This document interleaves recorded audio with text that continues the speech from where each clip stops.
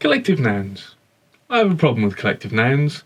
In case you don't know what I mean words that describe a specific group of animals. For example, a crash of rhinos, a congress of baboons, with the worst being a journey of giraffes if the giraffes are moving, or a tower of giraffes if they're stationary. What's the point in them? They're absolutely useless and a waste of energy.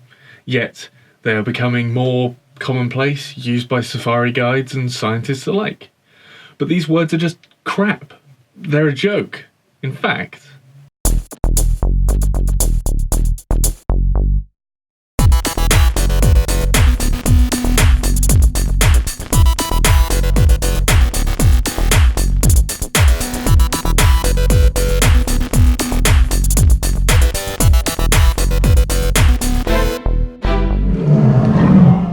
I'm not here to decry all of these words. Words like herd, troop, pack, flock, etc. are great.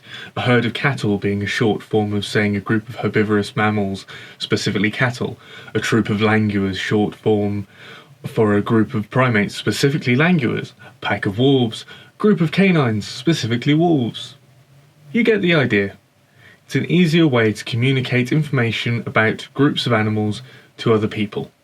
In fact, the concept of these words first appeared in the English language in the late Middle Ages and are known as terms of venery. These were developed as part of a hunting language. So surely more specific terms like a crash of rhinos makes it easier? Well, no, of course it doesn't. Firstly, you need to learn the thousands of terms that would cover every species or group of animals. Except that's insane and a waste of brain power. Secondly, the sentence just doesn't really make sense. So we know the collective noun specifically for rhinos is a crash, except because that word has an alternative meaning, you can't just say, hey, look at that crash. You're driving through Kruger National Park and your safari guide says, hey, look at that crash. And you're like, what? Where? Is everyone okay? Then your guide has to specify, look at that crash of rhinos. And every time someone uses a collective noun like this, they always specify the species name. So let's look at that sentence now. A crash of rhinos. Let's expand that out. What does a crash mean? A group of rhinos. So that sentence now reads, a herd of rhinos. That's a bit wordy now, and there's an unnecessary bit repeated, so let's fix that. There we go.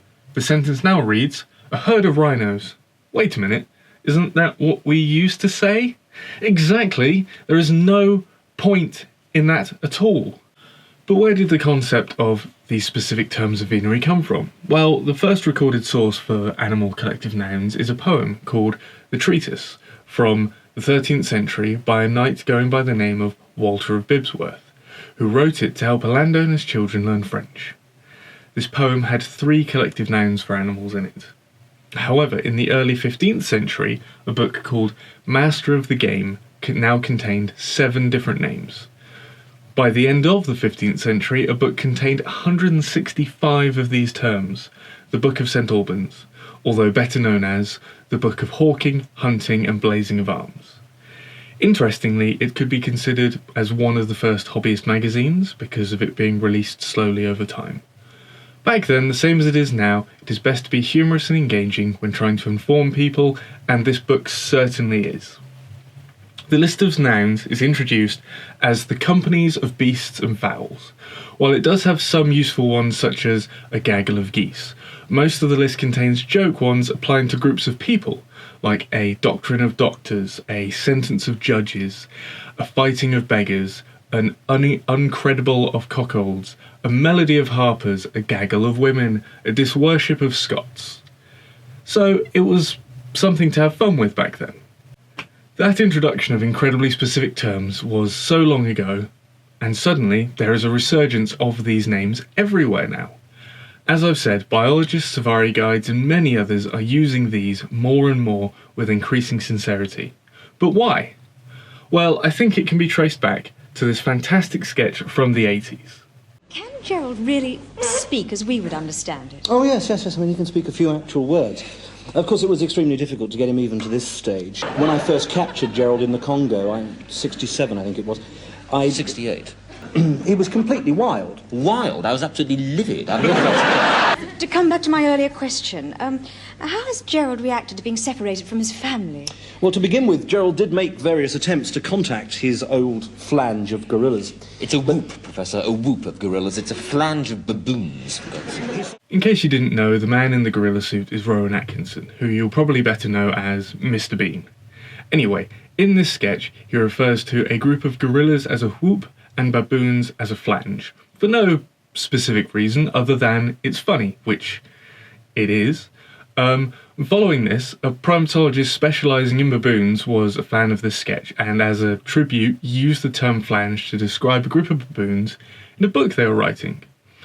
From here, a trend seemed to catch on, and now somehow these terms are becoming more informative and scientific, even by people in various aspects of the field of zoology. Spreading vastly, probably by the same people you find online who don't understand what is and isn't a joke. And this isn't even as good as the Thagomizer joke, which in many ways was far more productive.